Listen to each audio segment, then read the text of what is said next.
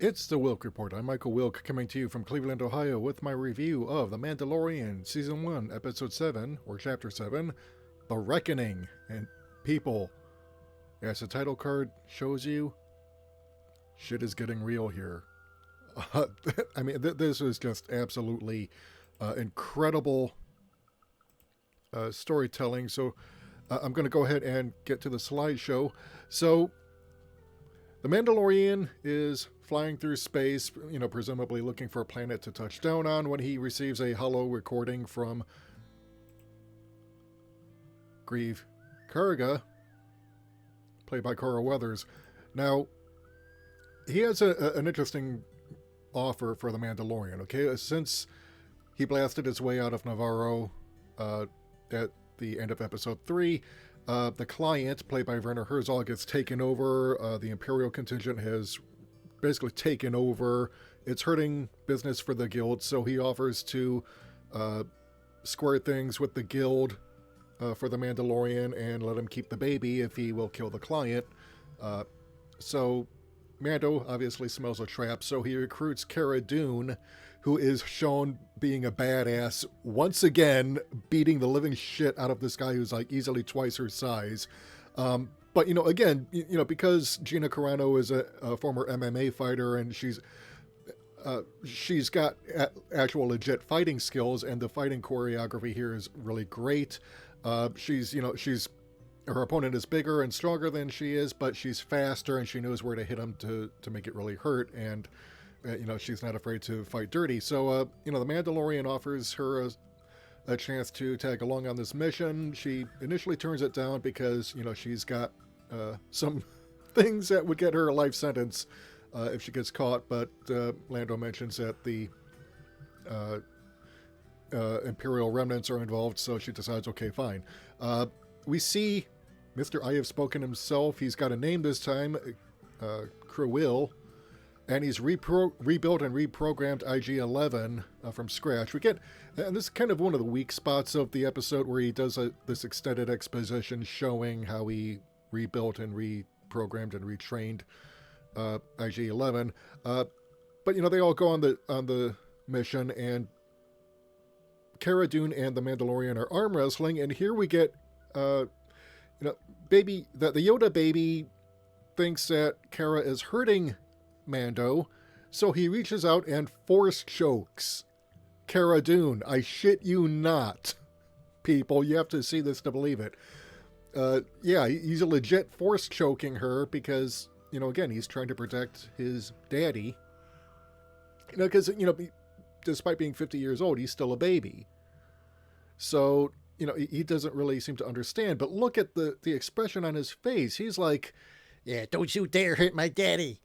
And he's, so, he's using the Force instinctively, okay? He's had no training. Presumably he hasn't even been raised. So, yeah. So, this is a problem. And just as Cruel is trying to explain the Force, they end up having to land and everything. So, they meet Greef Karga and his contingent of bounty hunters. They're hanging out at night, camping out because they have to walk the rest of the way to the town for reasons we don't quite know, except, but the baby is supposed to serve as bait. So anyway, these flying monsters attack. Greef Karga is injured. He gets clawed by the poisonous talons, and he thinks he's going to die, but Yoda baby comes along and force heals him, which is something we saw being pulled out of the ass of Jar Jar Abrams for The Rise of Skywalker. So yeah, that's another weak spot, but hey.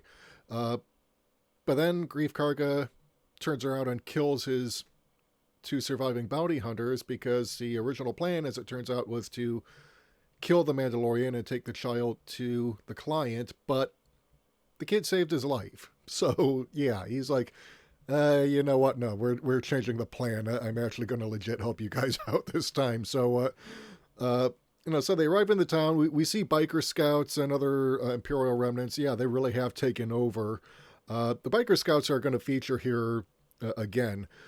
So anyway, they've got the empty bassinet from the child to use as bait. He's Cruel uh, is on his way to take the baby back to the ship when the client receives a transmission from Moff Gideon, played with great talent by a well-known actor by the name of Giancarlo Esposito, and he orders his men to fire wild into the cantina or the stronghold.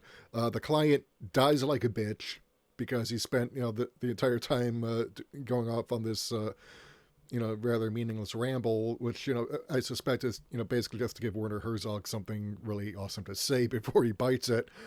So yeah, people are flying. The stormtroopers he's got with them, they're basically on their own. They get killed off because yeah. So then we see the Mandalorian and Cara and Greef basically pinned down by the stormtroopers. We've got black armored stormtroopers, regular stormtroopers. Mando's like, Cruel, do you have the kid? Are you at the ship? Get off the planet. Cruel is still on his way, or Cruel, however you pronounce it. But the biker scouts apparently the Imperials have been monitoring transmissions, so the biker scouts figure out where Cruel is, and they speed off in pursuit. Meanwhile, Moff Gideon lands in a TIE fighter, comes out and basically says, look, I don't give a shit about you. I only want the child, and he's going to be mine. So, yeah, then we cut to a shot of Kuil apparently dead, having been shot and killed by the biker scouts, who you can see in the background in the distance, speeding off with the child. So, yeah, I mean, this episode just, oh my God, dude.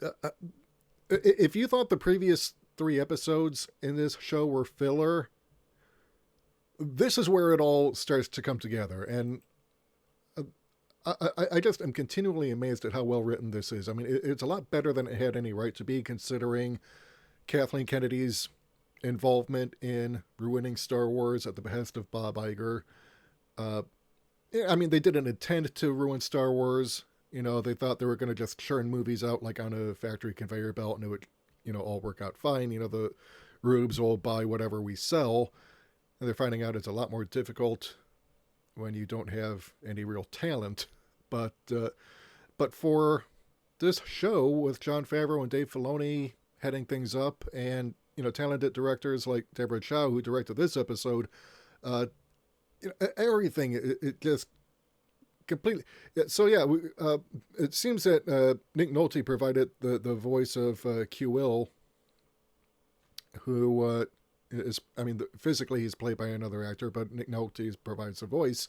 And we get a little backstory on him. He was sold into Imperial servitude and basically worked his way free, saved up whatever pay he got and, bought his freedom so he could retire to the desert planet that he was first seen on. But yeah, so, he basically rebuilt IG-88, not IG-88, IG-11, but it was shortly after Mandalorian took off with the kid in episode 2. He went back and took a look and surveyed, basically, because he lives partly by scavenging and trading. So yeah, he's going to go see what happened. And okay, there's a droid, I can rebuild it and reprogram it and teach it to serve and protect instead of kill. So IG-11 was ordered to stay aboard the ship because Mandalorian still doesn't trust droids. I mean, it's rather inconsistent, but a couple weak spots. Like I said, the extended exposition that we got showing Kuil rebuilding and reprogramming and basically reteaching IG-11 how to behave, because its memory basically was destroyed when Mando shot it through the head. So he managed to replace all that hardware, but it's basically back at factory default settings, a blank slate, if you will. So uh, he's shown, literally teaching it, and it slowly but surely since then it's been learning and being nurtured and whatever. So uh, obviously we're going to see this robot having turned a new leaf because it's been reprogrammed, and essentially it'll probably look on Q-Will as its father figure, since technically he is. I mean, he's he retaught the droid how to function the way a parent would teach a child. So I would think that, yeah, he's going to be motivated by the desire to avenge his surrogate father and protect the child to help the Mandalorian. So, uh, so I'm thinking, that's just something that's being telegraphed here. Uh, but like I said, the level of writing on this show and the direction and the attention to detail. I mean, yeah, there's a lot of fan service, but it's fan service done right. It's fan service that actually advances the story. Now, again, I thought the extended exposition was a little unnecessary and may have just padded out the runtime for this episode. We already saw, when IG-11 carries in the tray and tea and offers it, and Q-Will says, look, I rebuilt and repaired him. He's no longer a ruthless killer. That's gone. This is my droid now, and he's programmed to protect. So you didn't need all those extra minutes of showing the thing having to learn all over again. I just thought it was unnecessary. But that's really the only big gripe I have with this episode. And also a little bit of the dialogue with Carl Weathers, where he's kind of overreacting in this one, which is normal. Gary Beekler over at Neurotic says, look, this is the first season. Actors are still kind of learning the ins and outs of their characters, and, that they haven't quite learned how to tone it down in some instances. So, yeah, you can kind of forgive that, and I do, all right, because this show is actually respecting my intelligence as a viewer and not overindulging in that sort of thing the way that Jar Jar Abrams and Ruin Johnson do. So, yeah, this is probably my favorite episode yet. I would be very interested to see how season 1, which is only 8 episodes, finishes. I am actually looking forward to season 2. We see, with this episode, the events of the 3 previous ones starting to pay off, because you've got Q-Will, we've got Cara Dune, and others whom the Mandalorian has aided, now starting to return the favors that he's collecting over this time period. So I wonder if we will see the 3 mercenaries from episode 6 return for episode 8, because he let them live. And, maybe, especially with Mayfield, because even he was having his doubts about Quinn, because Quinn was willing to leave his own sister behind to possibly get killed by the Mandalorian. And he's like, man, this is a screwed up family. And you can tell he's kind of questioning, the wisdom of going on this mission. So, maybe he won't bear a grudge to the Mandalorian and say, okay, yeah, fine, you let me live. I'm grateful to you for that. So, yeah, I'll work with you because, yeah. But, and I'm sure Xi'an, will probably still bear a grudge because Mando got her brother killed, but then again, her brother abandoned her to save his own skin. So I don't know. I mean, yikes. but yeah, I would actually like to see those 3 return at some point. Whether they're bad guys or not. I want to see those 3 return just because they were very well written antagonists in the last episode, and if we're seeing things paying off in the season ender next week, I would be very surprised not to see them put in at least a brief appearance. But I would like to see them return, period. So if I have to wait till next season to do that, I'll wait till next season. But I like this show. I love the writing. I mean, yeah, it's still, very simplistic, and Gary Beekler, describes it as a live action cartoon. I don't quite think so. I'm going to disagree with him on this. I think, it's a live action family show set in the Star Wars universe, done very well, blending the Western and samurai genres, along with heist genres, cat and mouse chases. I mean, this is television done right. And, family show or not, it's well written and it's well executed. It makes me wonder why Kathleen Kennedy chose not to bring Jon Favreau or Dave Filoni aboard to write and direct episodes 7, 8, and 9. Because Deborah Chow has proven her chops as a director. I mean, if you're going to try and score woke points by appointing female directors, well, Deborah Chow has proved with this show that she is capable. She's actually earned the right to direct her own Star Wars film, I think. So, and of course, Favreau and Filoni have done well. We've got Taika Waititi doing the voice of IG-11, but he's also directed an episode or two now. Just really, this entire show, oh my God, dude. I can't stop raving about it. So, but it was released early this week because Disney I think they knew just how badly Rise of Skywalker is going to bomb, because all indications are that it will. The critics despise it. Everyone who's seen it, in fact, I'm going to link you to a 1 hour and 18 some odd minute rant by Shadiversity in the embedded in the video here. He goes on an epic tirade against all the stupidity in the Rise of Skywalker and explains why it is such utter trash.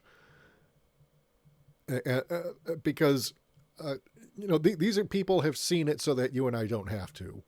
All right, they've taken one for the team.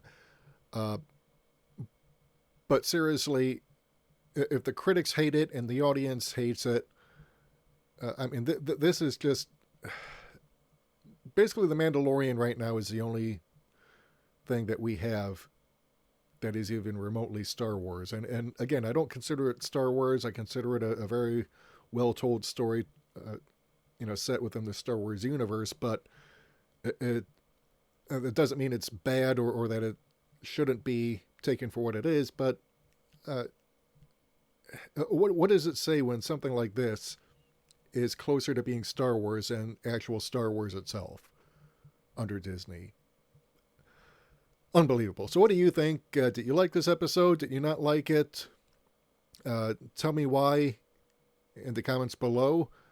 If you like what you've heard and you want to hear more, hit the subscribe button and the bell icon and select all to receive notifications whenever we upload new content. Make sure you're still subscribed, because apparently the YouTube algorithm likes to clean house of inactive accounts. So you may have been unsubscribed and not even realized it. So, just be sure to do that. Like this video, share it to as many venues as you can. If you want to help support the channel, keep the lights on, help us bring you more content, head over to our Patreon or Subscribe Star page. I'm also doing a tech fundraiser. Link below in the description. Until next time, this is Michael Wilk for The Wilk Report, saying take care, good night, I'm out.